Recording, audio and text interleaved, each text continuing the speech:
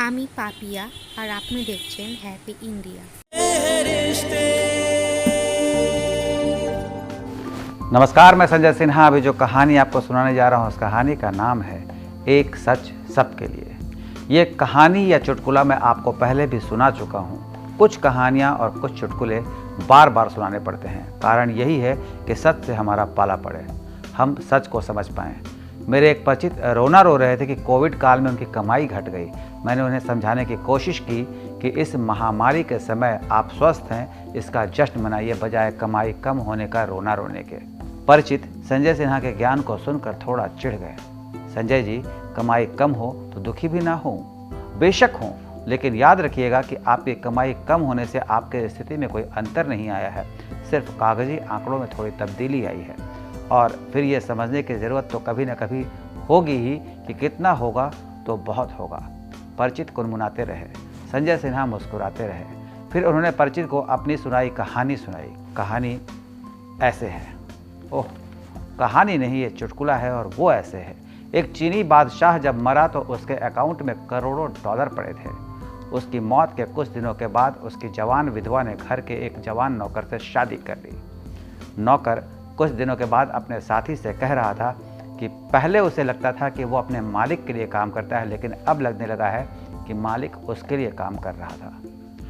ये छोटा सा चुटकुला सुनकर मुझे ठहाके लगाने चाहिए थे, लेकिन ऐसा नहीं हुआ। मैं सोचता रह गया कि कितनी बड़ी बात उस नौकर ने कही कि उसे लगता रहा कि वो मालिक के लिए काम करता है, जबकि हकीकत ये निकला कि मालिक नौकर के लिए काम कर रहा था, उसके लिए इतना धन संचित करता रहा। परिचित को चुटकुला सुनाते हुए संजय सिन्हा को लग रहा था कि सचमुच हम अधिक से अधिक धन संचित करने की जगह जीवन को जीने का प्रयास करें तो ज़्यादा बेहतर नहीं होगा। बस यही ख्याल मन में आया और रात में मेरी नींद उड़ गई। सोचने लगा कि आदमी अपने जीवन में अपनी कमाई का बहुत बड़ा हिस्सा खर्च नहीं कर पाता है, उसकी मेहनत का वो हिस्सा कोई और भोगता है।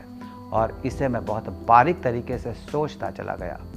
मुझे याद आने लगा कि मेरी माँ कैसे अपनी तमाम महंगी साड़ियाँ अपनी अलमारी में सहेज कर रखती रही। उसके पास कई बनारसी साड़ियाँ थीं जिसका उसने मन ही मन हिसाब लगा रखा था कि वो इस शादी में ये वाली पहनेगी और उस शादी में वो वाली। उसकी सारी साड़ियाँ धरी की धरी रह गईं। इस संसार से उसके जाने के बाद उसके रिश्तेदारों ने उन साड़ियों को काट काट कर ब्लाउज बना लिया और कुछ और भी बना लिया। मुझे उन साड़ियों के रंग याद हैं, उनकी कतरनों के रंग भी याद हैं। उलझन में मैंने अपनी अलमारी खोली तो हैरान रह गया। मेरे पास सैकड़ों कमीज़ें होंगी, उनमें से भी कईयों के टैग तक अभी नहीं उतरे।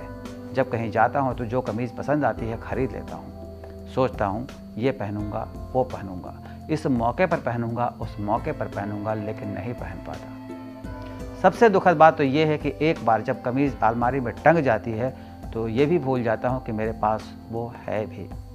कई बार ऐसा भी हुआ है कि दुकान से दोबारा उसी तरह की कमीज़ खरीद कर लाया हूँ और घर आकर याद आया कि ओह, ये तो दोबारा वही ले आया हूँ। अलमारी खोल कर देखा तो इतने सारे सूट टंगे नज़र आए कि समझ में नहीं आया कि इनका वाकई करूँगा क्या। कम से कम 70% कपड़े ऐसे हैं जिन्हें मैंने अब तक इस्तेमाल नहीं किया। सोच का दायरा बढ़ा तो लगने लगा कि अपने ही घर के 70% हिस्से का मैं कोई इस्तेमाल नहीं करता। अपने इतने महंगे फ़ोन के 70% फीचर के बारे में मुझे पता भी नहीं है, इस्तेमाल क्या करूँगा। अपनी कार के भी 70% गुणों का मुझे ना तो पता है ना कभी वो काम आने वाली है। मसलन एक कार जब मैंने खरीदी थी तो 1 लाख रुपए इसलिए ज़्यादा दिए थे क्योंकि उसमें सन रूफ था, लेकिन अचानक याद आया कि आज तक सिर्फ एक बार उसे खोलकर अपने एक दोस्त को दिखलाया था, फिर कार के छत का वो हिस्सा कभी खुला ही नहीं। यही सोच सोच कर बिस्तर पर पड़ा रहा। उस नौकर की बात मन में चुभती रही कि उसे लगता था कि वो अपने मालिक के लिए काम करता है, लेकिन हकीकत में उसका मालिक अपने नौकर के लिए काम कर रहा था। मुझे लगने लगा कि क्या मैं भी दूसरों के लिए काम कर रहा हूँ। क्यों इतनी कमीज़ें मैंने खरीदी, इतनी गाड़ियों की दरकार क्यों है, मकान पर मकान जमा करके करूँगा क्या। पुराने ज़माने में तो संयुक्त परिवार होता था, सबके पास कमाई के इतने अवसर नहीं होते थे, लेकिन आज ना तो संयुक्त परिवार है ना कोई बिना कमाए रहने वाला। फिर इतनी मारा मारी क्यों। पहले लोगों को डर होता था कि मेरे बिना मेरी पत्नी क्या करेगी, बच्चे क्या करेंगे, लेकिन जिसकी पत्नी खुद कमाती हो उसे संचय की क्या ज़रूरत है। बच्चे अगर अच्छी पढ़ाई कर लें तो उनके लिए जमा करने से क्या फ़ायदा। ऐसे फ़ोन में पैसे खर्च क्यों किए जाए?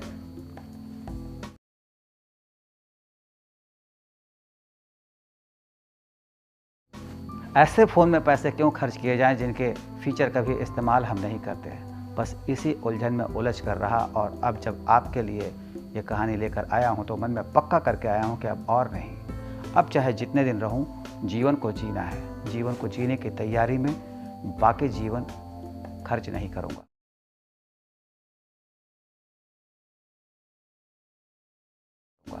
तो कुल मिलाकर परिचित को कहानी या चुटकुला सुनाने के बाद लगा कि समझने की ज़रूरत सिर्फ मेरे परिचित को नहीं, मुझे भी इस सच को समझना है। सच सिर्फ समझाने से काम नहीं चलता, खुद भी उस पर अमल करना पड़ता है।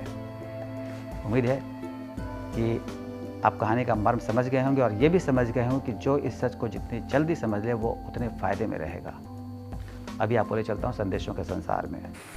এই চ্যানেলটির প্রতি আপনার আগ্রহ আমাকে আরও উৎসাহিত করবে। ধন্যবাদ।